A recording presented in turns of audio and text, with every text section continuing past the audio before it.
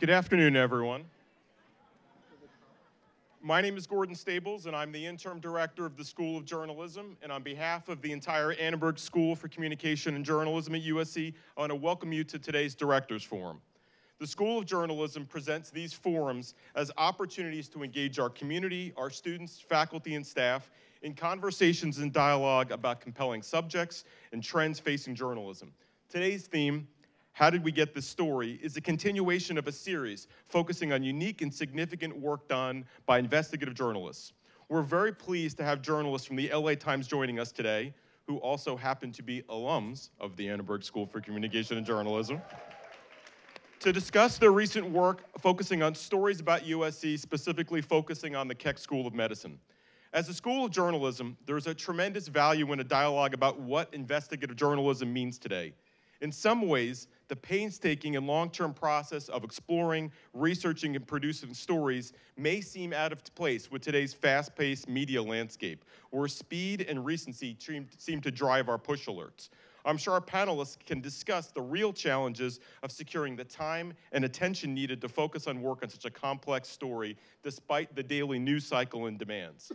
But in many ways, investigative journalism is an essential part of the past, present, and future of journalism. The notion of media organizations devoting the intellectual energy and investment of resources into exploring the kinds of information not otherwise available remains essential in a functioning democracy. This form of journalism remains important not only because of a predetermined belief in an institution or individual who's the subject of such stories, but because the information allows all individuals to make their own well-informed judgments. This work is especially important regardless of the sector it's applied, whether in a meatpacking industry 100 years ago, research about a presidential administration almost 50 years ago, or today, or discussions of organizations closer to home. It's not just investigative, is what a former executive editor of the Washington Post described it as, accountability journalism. We look forward today in a conversation about the process and the unique challenges posed by this line of inquiry in this story. We're thrilled that university professor and Annenberg Family Chair Jeffrey Cowan has agreed to moderate the discussion. Jeff, as many of you know, has served as the dean of the Annenberg School, the president of the Annenberg Foundation Trust at Sunnylands, and is now the director of the Annenberg Center for Communication Leadership on Policy. I cannot think of anyone better suited to drive this conversation. So with that, I'll turn it over to him and let him introduce our guests. Thanks, Gordon. And thank you all for coming, and thanks to Sarah and Matt. Before I turn to Sarah and Matt, of course, they're the show. I just want to tell you what the run of show is going to be. So for about 20 or 25 minutes, Emily will give me cues, but for about 20 or 25 minutes, we'll have a conversation, and then there will be questions and comments if you want. Mainly, I'd like to do it with journalism students, so that mainly this is a chance for them. You guys were here so recently as journalism students. But before turning to you, I want to create one moment of context here. When I arrived at the Annenberg School about 20 years ago, one of the stories that was told, which we were enormously proud of, was about a student named Rich Bonin, John Kotler will remember him, who had been responsible for a series of stories in the Daily Trojan that had exposed the fact that 35 members of the USC Rose Bowl winning football team had not been going to classes. And partly as a result of that, I believe USC was not allowed to participate in the Rose Bowl the next year. That was a serious consequence, but something we were all enormously proud of, because that's what journalism does.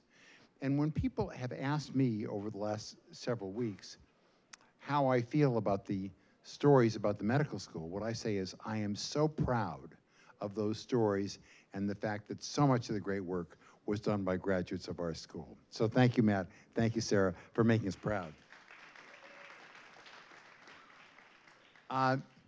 What I thought we'd do before we turned to the story that brings us here is to, Matt and Sarah were here a couple of weeks ago. I mean, you graduated 4 years ago, 3 years ago. They were students here, and I wanted to just spend a minute talking about what it was like for you to not just get into this story, but to be a part of a Pulitzer Prize-winning team 2 years ago, 2 years out of school, that won the Pulitzer for coverage of San Bernardino. Could you talk about getting into that story, maybe starting with Sarah for a minute? And you played very different roles on that team, and the roles you played there, tell us a little bit about the roles that you played in this story. Yeah, definitely. So when it comes to San Bernardino, I was more in the field, and Matt was in the office with a command of court records and just legalese that far surpasses mine. But like you said, we were both pretty new to the LA Times around that point, 1 or 2 years, give or take. And when the shooting happened in San Bernardino, I was dispatched to the field the moment that, we found out that it happened. And Matt was working the night shift at the time, and so he was just on top of it from the office digging into records. And when it comes to the USC story... But so you're more the field Yes, reporter, I'm more the field and Matt's reporter. more the into the records story, Yes. and so why did that matter in San Bernardino? And I think the closer we hold these things, the more likely people are to hear us. Okay. So, yes, ma'am. So could you just describe for a minute what you did in the San Bernardino story? Yeah, definitely. So like you said, I was in the field. I left the minute the alert came in that there was some sort of shooting that happened before we knew that it was a terrorist attack. And my work, I spent probably a month actually in San Bernardino. I didn't come home that much. I lived in dingy hotels and motels, and I talked to the guy who ran the gun range where the shooter practiced. I talked to family members of the victims. And you got into the gun range. I got into the gun range. Which is kind of a big deal. I was there with a swarm of other reporters, but they were mostly TV reporters or photographers.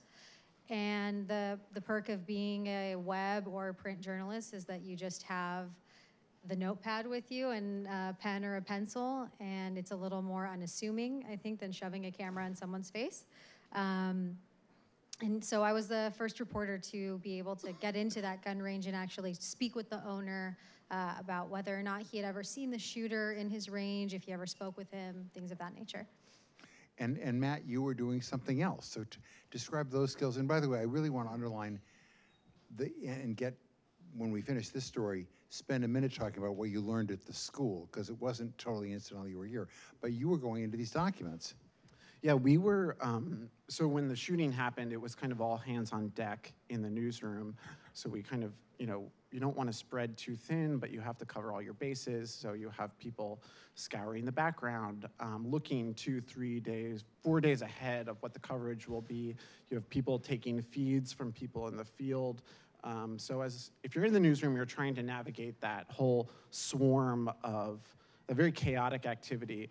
And we still have to put out a paper as well. So I was looking through Riverside and San Bernardino County court records, and that really helped us to flesh out the identity of the gunman and his family.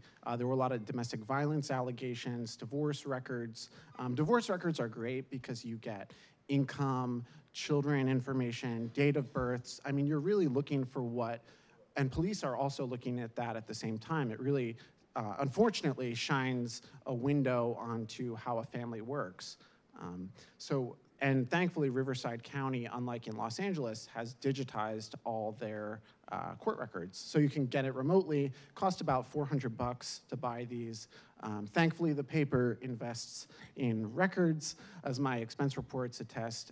But at the time, I don't know if any of you remember the San Bernardino coverage, but we didn't know. People were reporting one brother as the gunman. There were 2 brothers, and they both have very similar names. And it was those divorce records that really helped us to confirm, okay, there's one brother who has the Russian wife. There's another brother who has the Pakistani wife, and that's the gunman. So it's those confirmations that really separate, I think, our news organization from a lot of other outlets. We invest in the time and resources to confirm and verify and give an authoritative scope on what's happening. And you get the story right on important stories, as we'll talk about with this story in a second.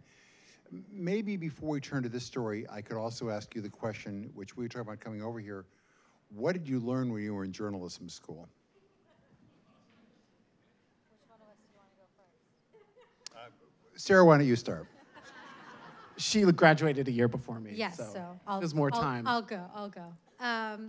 Well, one of the things that we were talking about on the walk over here was the value of constructive criticism and being able to take an edit. And, you know, we've both had professors at Annenberg who, even though they were really tough and you might not have liked it at the time when you were in their class, it's actually something that is priceless, because when it comes to being in a newsroom, no one is going to coddle you. And if your work needs a little bit of extra effort, or if you think your story is good to go and ready to run and the editor doesn't, you know, you don't want to be blindsided by that and not know how to handle it.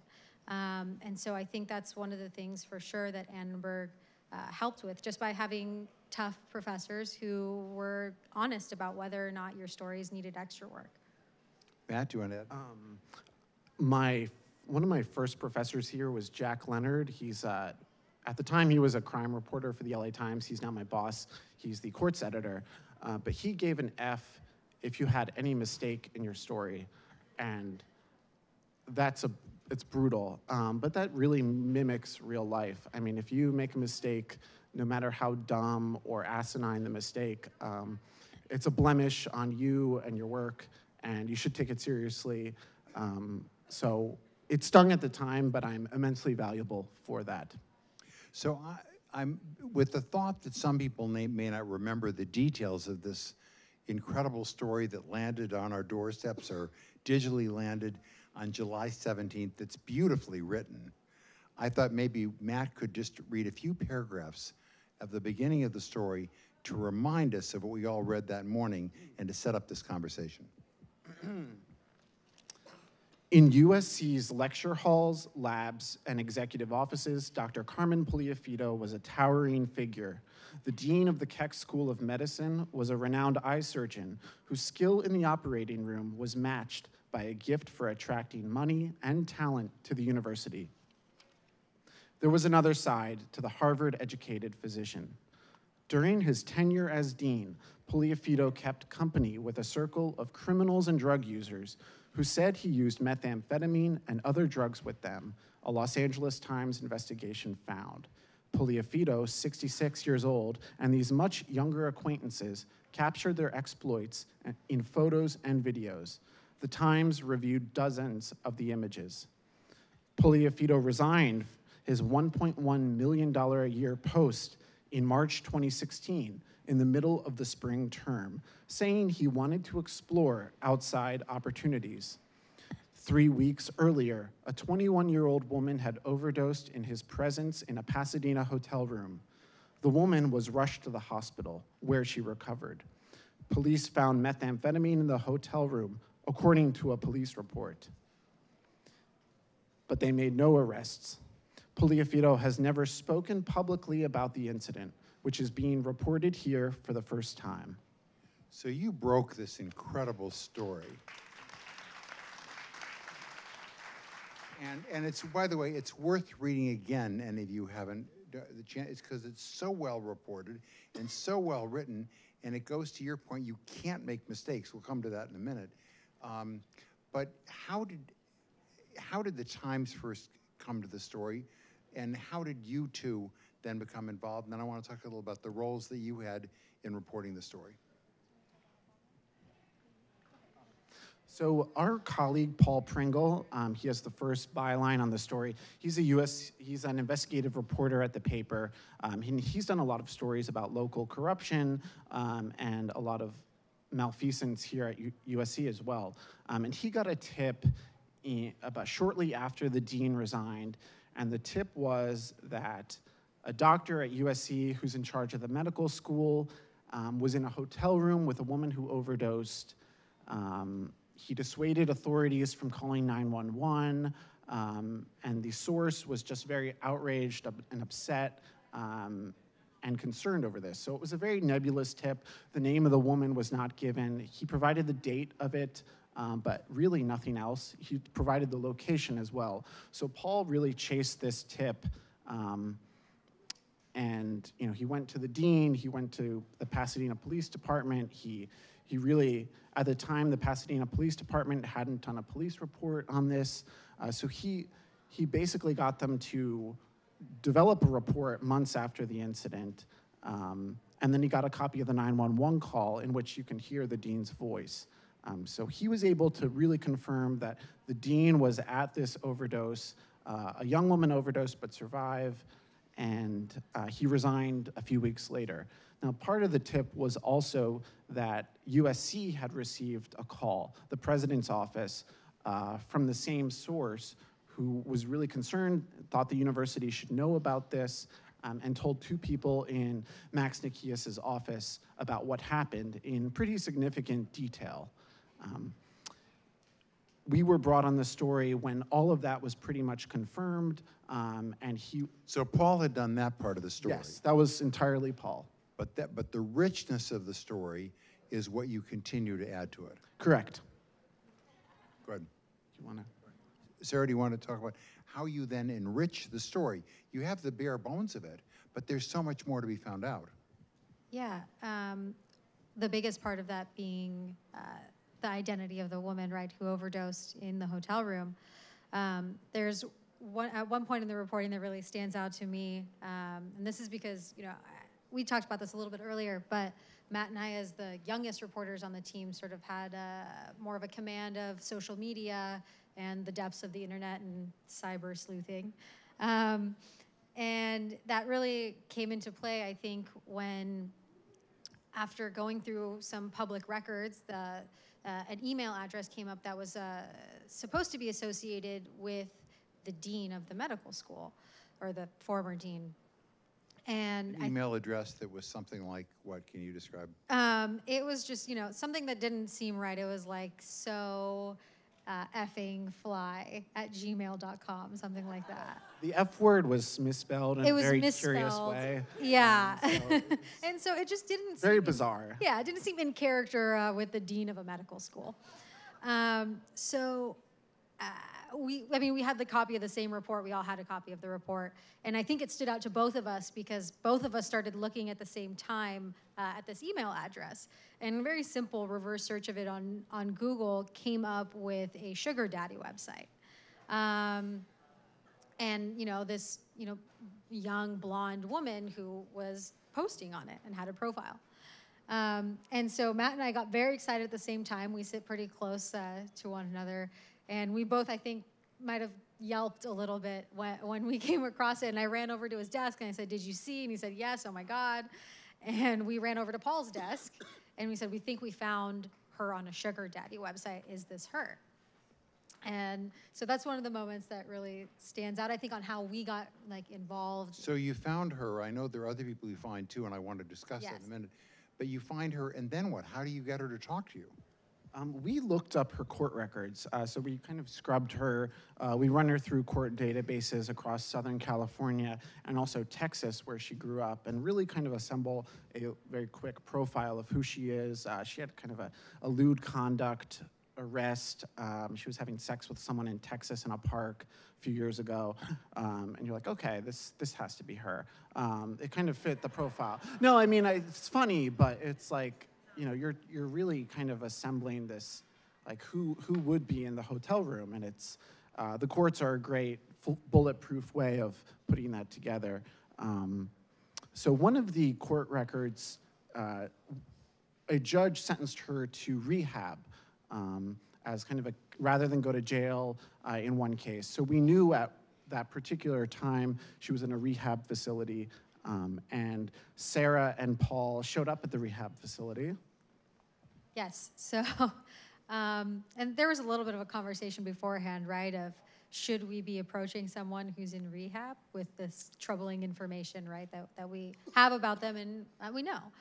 And so, again, playing into having a large team, right, 5 people of different backgrounds, different ages, things of that nature, it really helps out because the reason we chose Paul to go and myself was sometimes, so you kind of have to get into the psychology of it a little bit, right? So, well, would this person respond better to more of like a father figure, you know, coming up to her and asking her this kind of question and prying into this information about her life? Or would she feel more comfortable opening up to someone that she sees as a peer, someone closer to her age, another young woman, maybe someone that she could relate to?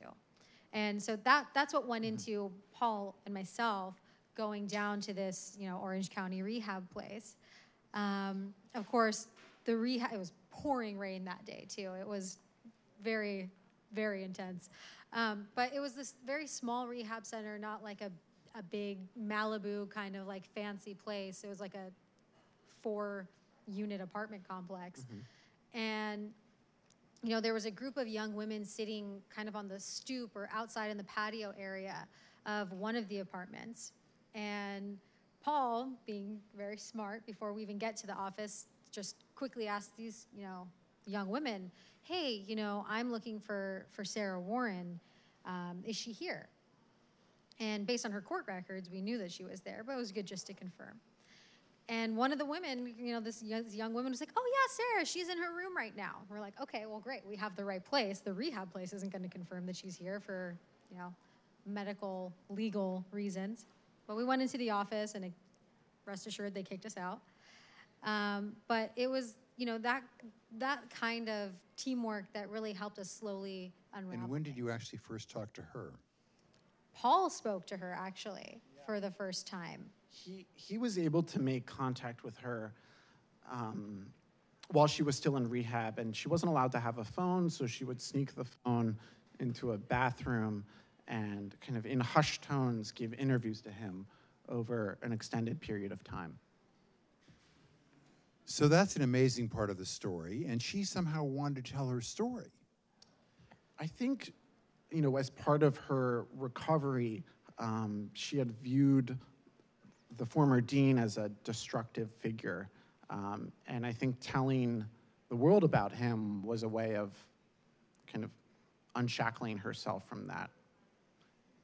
And then you found, just to cover one more base here, and that maybe 2 more I'll do before we open up for questions. And people, please think of questions you want to ask. But you found the most amazing audio and video and pictures. Could you describe that a bit? What about it?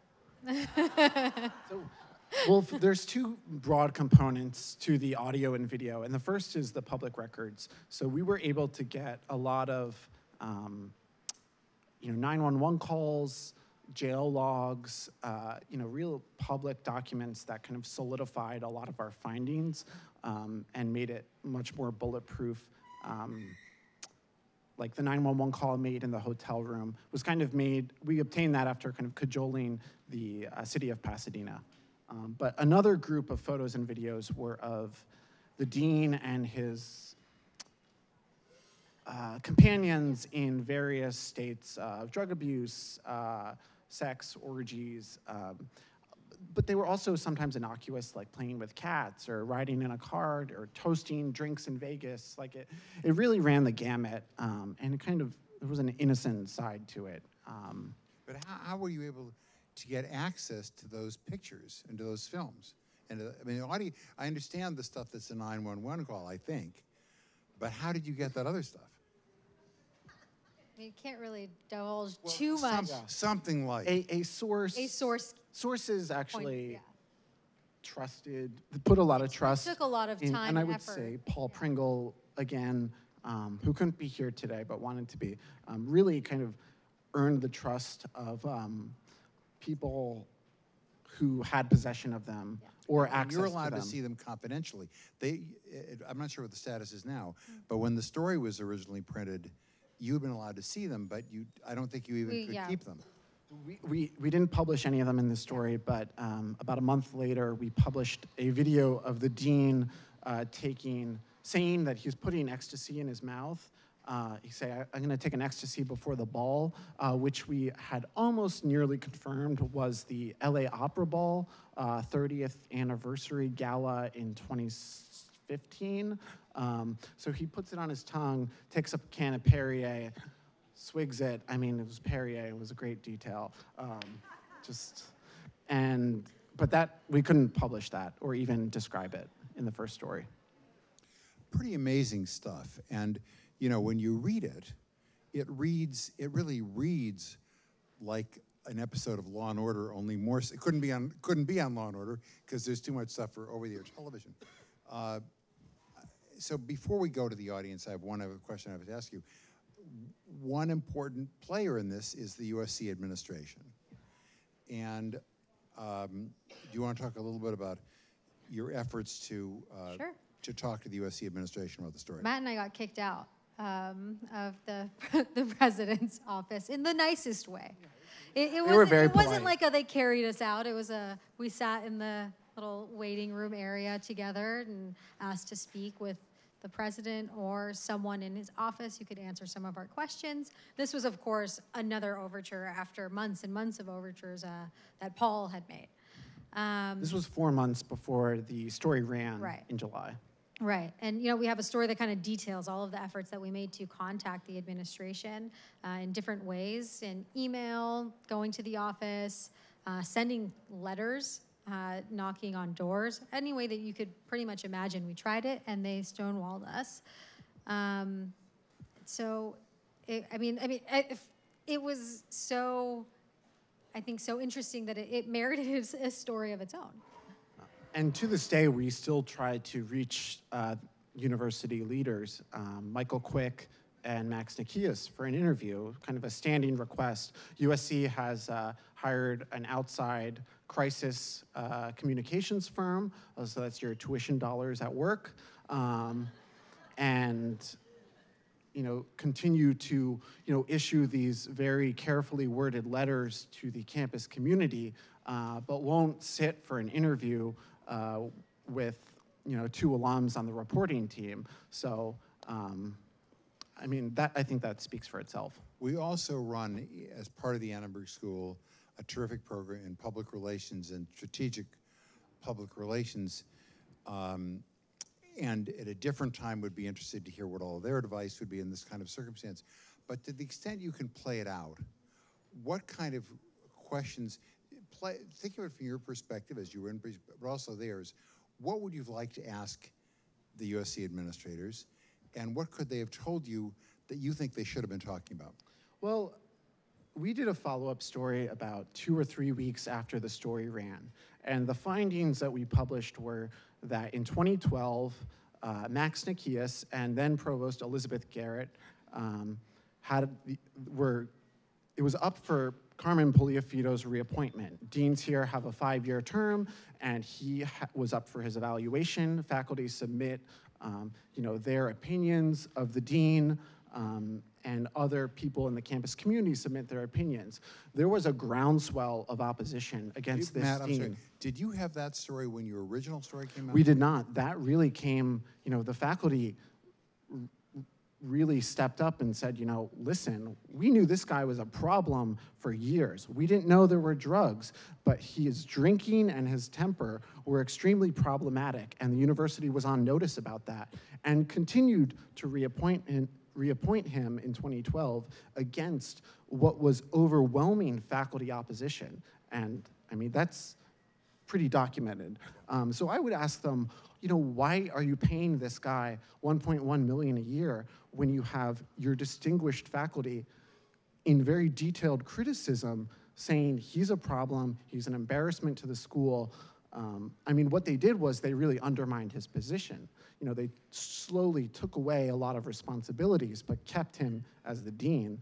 That was the solution that they brokered. I think those are fair questions, but I want to know, with the first story, which was the complete bombshell, what would you have asked then, which is when the 2 of you were trying to sit in the office? Well, in the very first story, before we knew about any of the things that happened as a result of our reporting, we had 2 very simple questions, I think, is what did the USC administration know about this man's behavior, and when did they know it? Pretty easy to answer, but as everyone knows, we did not get those answers. Okay, I'm sure that people in the audience have questions they'd like to ask. Again, and we have 3 people coming around with microphones, and I again would like to start with students. And if we don't have students, anyone else can ask a question. Please identify yourself when you ask the question. So we have one student over here. And just say your name and what program you're in.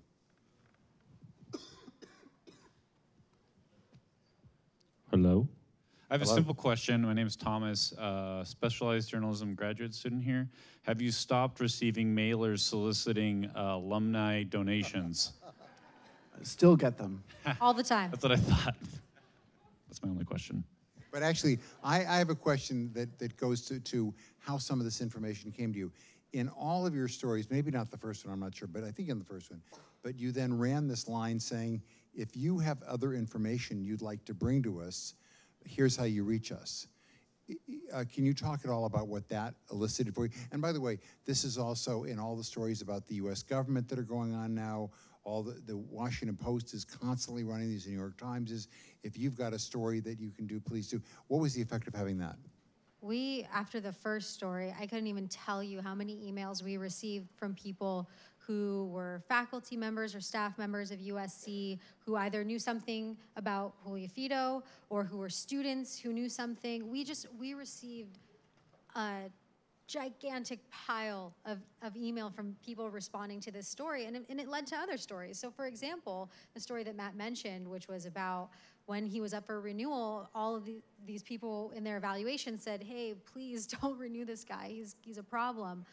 We wouldn't have known that if people hadn't emailed us and then later provided the backup and the proof to the statements that they were making. That read as a story that came out that way. And by the way, you also had names. You know, you had a former HR person who talked to you on the record. That was Harriet Ryan, our coworker, who also, just as an aside, was the primary writer on this story and really deserves a big congratulations for, it reads so elegantly because she's a great writer. But she reached out to this former HR director. I think LinkedIn is a great reporting resource. I don't think he was on LinkedIn, but other people were. So if you're looking for former employees, that's a great way to find them. And they know other people, and they know other people. So he answered the phone and talked away and answered every question. So his quotes are pretty astonishing. But And on the record. on the record, yeah. In fact, You make your own luck, I think. one of the things Really- that's so important about this story, I think, is, and we see this with other stories right now, we're seeing it at the story about the allegations about Roy Moore in Alabama. Great reporting has to be really well sourced, really well documented, really well covered. And actually, before we go to the next question, I especially again urge students to ask questions. You were telling Gordon and me a little about what it was like the morning before, the night before the story first appeared. Could you talk about that? Because that tells you, in a way, so much about what it's like to have done this kind of story. Sure. I mean, for me, it's anytime I have a story that's running that is a bigger story, I get a little bit of anxiety about it. I don't know that that ever goes away, so if that happens to you, sorry. But God, I remember it was like, the story was slated to run at, I think, 4 or 5 in the morning. And Matt, I remember texting Matt and just saying, like, I'm having a very hard time sleeping. I had such anxiety about, one, the excitement of the fact that this story, after we had reported on it for so long, was finally going to come out. And two, and this happens, like I said, with any story that I do, even if you fact check it 1,000 times, there's always this like tiny voice in the back of my head that is like, what if you missed something? And so, you know, that was keeping me up, but mostly it was just like this excitement that this story that was one of the most, if not the most exciting thing that I've reported on is finally coming out. Matt? I was in the newsroom the night before just to, I live down the street from the LA Times, so my boss unfortunately knows that and calls me in. So we were fact-checking captions, fact-checking the headline. We found something that was not quite an error, but could be construed as an error if you read it a certain way. So we were kind of fixing that. I mean, all these little things. You read a story over and over again, you don't see things clearly, but when there's imminent publication, you see it clearly, and you just start sweating. So I left, and I remember texting Sarah all night. I think my bed was soaking wet from just sweat. It was pretty gross, but it was a great feeling. So, Other questions?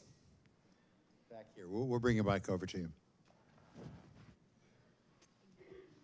Hi, I'm a senior broadcast and digital journalism major. Thank you so much for being here. So obviously you guys worked on this for months, and I was just wondering, what was like the final piece of evidence that you got that maybe allowed you to be like, okay, we can actually start writing this and push the story as soon as we possibly can now? I think once we got access to the video, I agree. which Sarah and Paul actually traveled to get access to a large tranche of the video, and Sarah stayed up all night watching it. So we all joked that Sarah should get a hazard pay for doing that.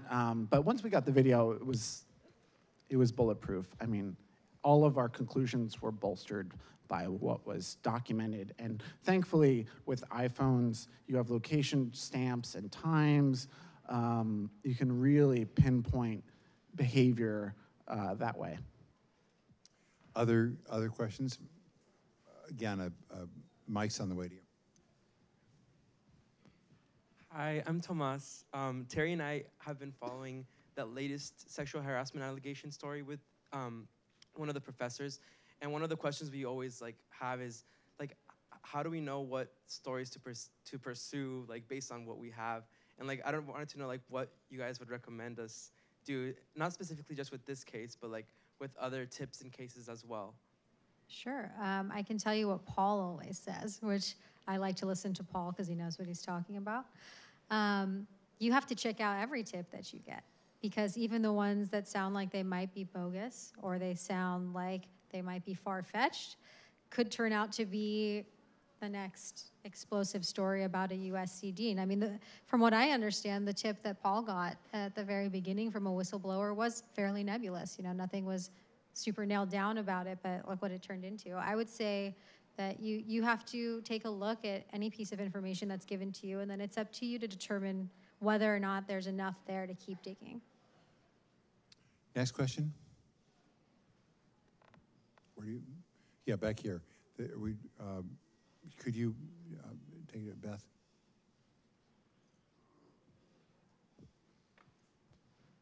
Hi, I'm Joeita. I'm a journalism MS student here, and I'm really proud of you. I mean, I think we all are. I was wondering, how do you fact check the tips that you get? It's something that's I've never understood it. I think you try to reach the person who sent it to you, really vet their credibility. Google them, Facebook stalk them, look them up in public databases, court records, what's the history of arrests, bankruptcies. You're trying to assess your source's credibility, and you really want to ask, how do they know what they claim to know? Is it secondhand? Is it firsthand? Did they witness it? Are they relaying it for someone else? Is this just something that they're, making up in their head? Those are questions you really need to sort through before you march forward. Another question? Over here.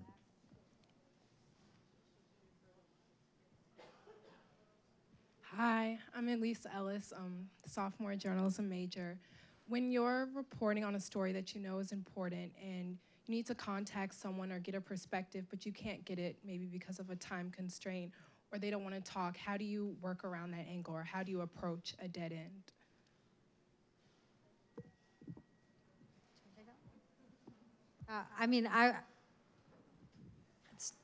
It's tough, right? When you're trying to find someone to talk to and they don't want to do it. I think we've run into that a lot in the course of not only reporting the main story, but the follow-up stories as well.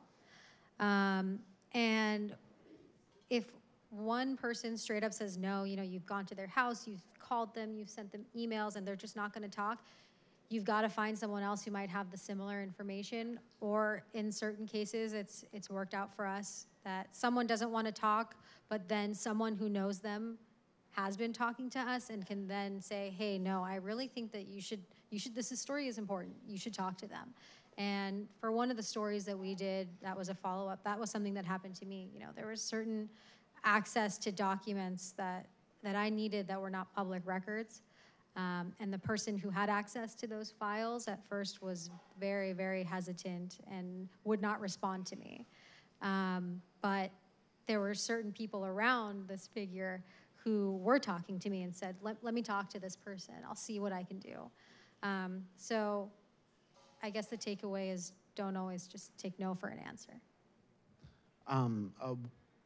Our colleague Harriet Ryan told me this. She said, you know, you can't make people talk to you. She said, you know, growing up as a young journalist, you think like, oh, if I dress a certain way, if I call them at a certain time of day, if I, you know, phrase it a certain way, that'll make them talk to me. But at the end of the day, if they don't want to talk to you, they're not going to. So you really have to, don't take it personally. People have their reasons and they change over time. So stay in touch, be persistent, but you can't beat yourself up over it. Susan, you have somebody back there? Hi there, my name is Lauren Bickford. I'm an undergraduate student studying communication. So I'm really passionate about USC and the lack of transparency here with the administration. So I'm wondering how students can hold our administration accountable. And I'm also wondering if you guys have any other stories in the works that are about investigative pieces we should know about. Thanks. Well, we won't talk about what's not published, but we are still working on various stories. I can say By the way, for anybody who missed it, there's a story today. There is. There's a story today on USC did not report the dean to the medical board despite an overwhelming ethical mandate to do so. What do you do about transparency? I mean, I think the advice that our editors would give us is if an institution, not just USC, but if you're not getting the public records you think you should get, if you're not getting the answers you think you should get, you make that the story, you know? If you're pursuing something and the organization isn't being transparent, you know, you spin it and you say, you know, why aren't they being transparent?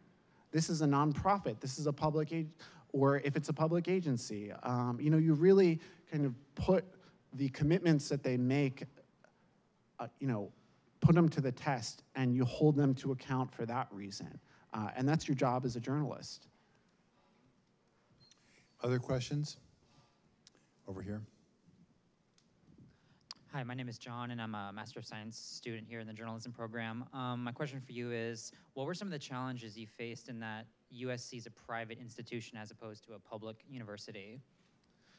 The challenges you face are that there's no obligation for them to share like the public records laws would impose on the UC system or the Cal State system. However, there's plenty of documents that are publicly available, like the Form 990s that any nonprofit has to file are really a wealth of information. And if you're looking for story ideas as a reporter, just dive into USC's 990s. They're dozens of pages. You look at salaries that are just pretty big salaries. That's where we got Carmen Puliafito was being paid $1.1 million a year. Could you explain what the 990 Yeah, is? every nonprofit has to file yearly disclosure forms with the federal government as a nonprofit. And it really lays out their income, their revenue, their expenses. It lists the trustees, it lists key employees, spouses of key employees. Any business relationships among trustees have to be disclosed as a potential conflict of interest. And it really puts all the operations of USC in the public domain. And they're there for viewing, and any nonprofit is required legally to disclose them to you. So it's not just USC. I mean, you could go down to, you know, any nonprofit school or, I can't even think of a nonprofit right now. United Way. Yeah, they have to disclose it. More questions? Back here.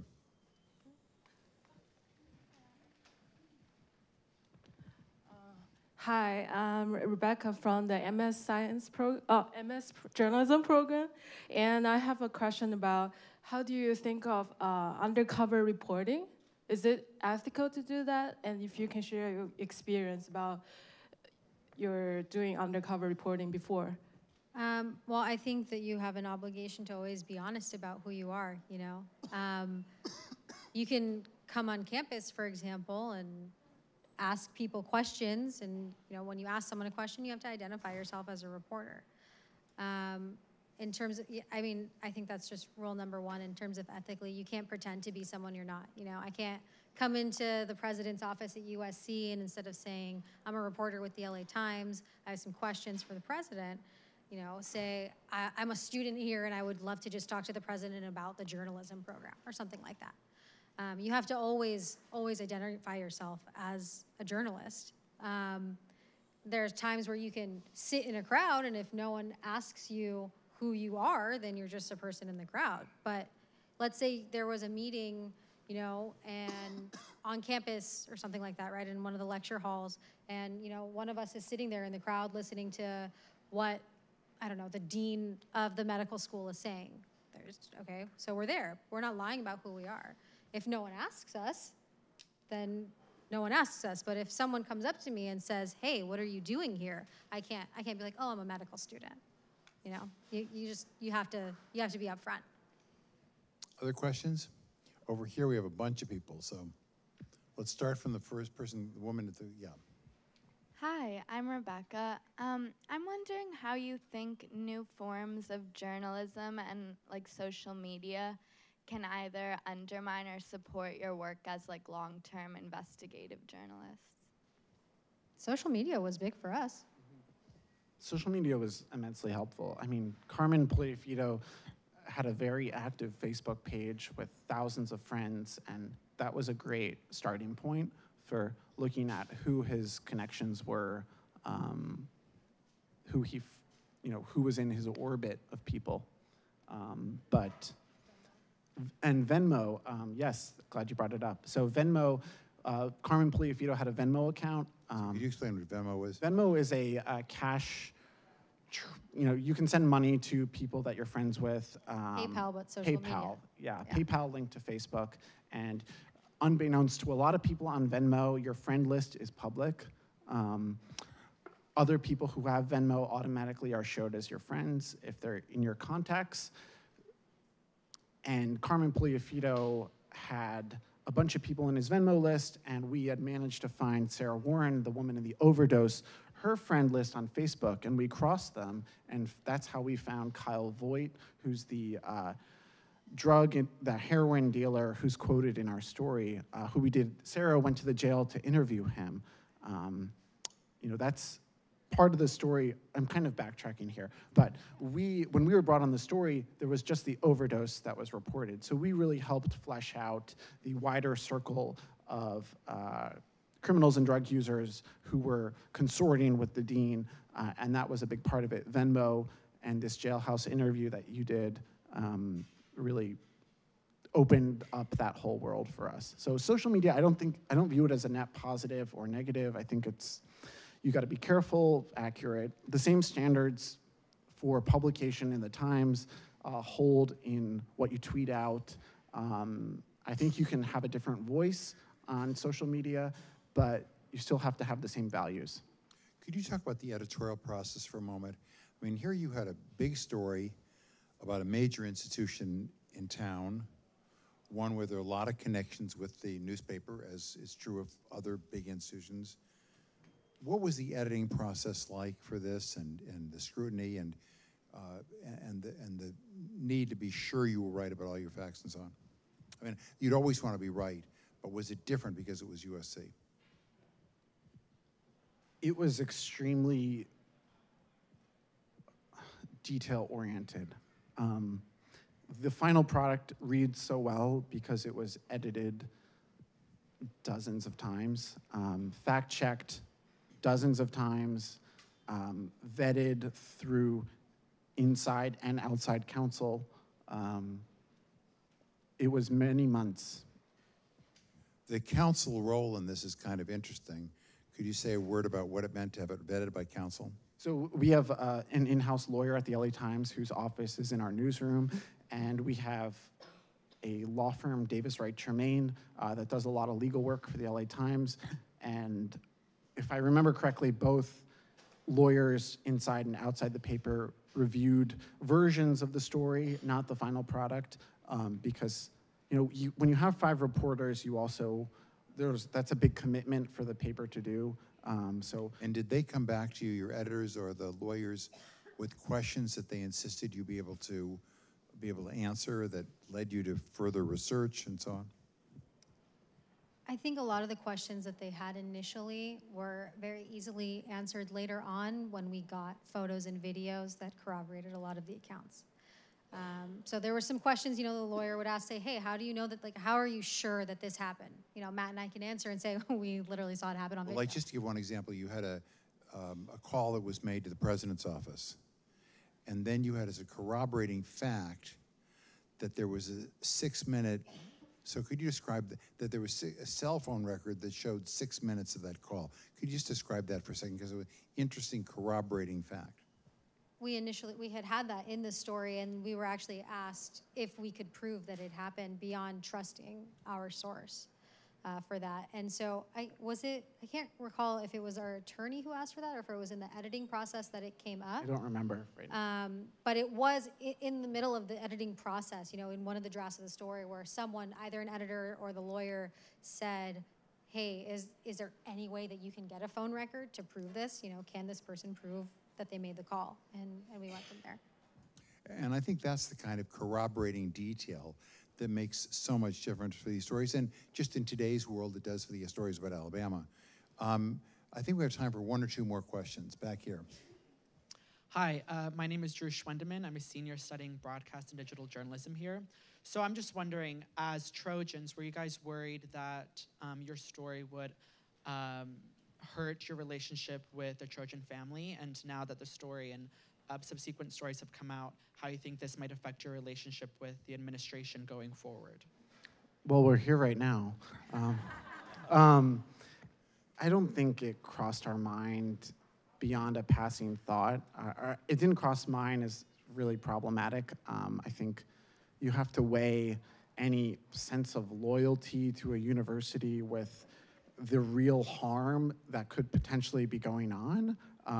And I think anyone who would say that a physician who is potentially treating patients, what the medical board says within hours of doing heroin or meth, I mean, disclosure of that fact is much more important and significant than, you know, some sense of loyalty to the university. And I think that that's something that I think you should keep in mind for all your reporting. I think you're always running up against institutions that you have varying degrees of attachment to. And sometimes it warrants recusing yourself, but other times I think your reporting can ultimately help that institution face what's really happening. If you're a student at the Annenberg School, I hope you have loyalty to truth and accuracy. And remember that Rich Bonin story I told you about that student who exposed the fact that the football team had not been going to classes. As a result, USC didn't get into the Rose Bowl the next year. But that's the kind of reporting that we expect people to have, even if it's about our own school. I hope there's nothing like that about our school. Did you have any? Sarah, did you want to say something? Oh, no, I mean, I agree with Matt. I didn't particularly feel like, oh no, USC won't like me anymore. I would also hope that, you know, the journalism school that trained us would see the value in holding the institution accountable. And that, of course, is why we're having this panel today. Let me get one more student question before we close it out. And then both Matt and Sarah have said they'd be willing to stay a little bit afterward to mingle with students, particularly if you, and old teachers and so forth, to thank them for their good work. One last student question. Did we not have one there? All right. Well, it turns out you go, wait. I don't think Mary Murphy is a student, but we maybe get one faculty question. In your reporting, what was your conclusion about why the university kept Poyafito after the groundswell of people who worked for him, who said, please get rid of him. He doesn't belong here. He's a disservice. Why did the university keep him? I don't know that I have the answer to that question. One of the things that we came across was, and I think it was in the first story too, but the fact that he raised a lot of money for the school. Now, I don't know if that's why USC kept him on board, was because he was a huge fundraiser, because then in subsequent emails, you know, from people who work at the university, they'd say, well, he wasn't actually that big of a fundraiser, you know, like the money that you guys have reported, actually, this is how the school raised it, you know, XYZ. So I don't have the answer to that question, but I think one of the interesting things that came up in the course of our reporting was whether or not he was a huge fundraiser for the school. I think dean searches or finding a new dean is very expensive, and we've never been able to actually confirm that in this case, but as a general rule, finding a medical school dean is a very time-consuming process, and you know, he was only 5 years in, it might have been, and at the time, I'm trying to remember the timing of the reacquisition of the Keck Hospital coincided with that time from Tenet Healthcare. So there was a lot of resources had been put forth to get the hospital back under university control. They reshaped what the dean's responsibilities were. You know, Poliafito was not in charge of the faculty practice at a certain point. So, you know, it's arguably a less attractive position because a lot of deans, like the dean of NYU's medical school, oversees both a clinical side and an academic side, whereas USC had made it so that it was strictly an academic and administrative role. I think there's a lot of factors, and I don't have that answer. I think the ranking of the school had gone up by several positions, and of course that's always something that's looked at as well. Let me just say to Sarah and to Matt, we're proud of you. We're glad you're back here. Thanks so much for coming and for doing this. Thanks, Jeff.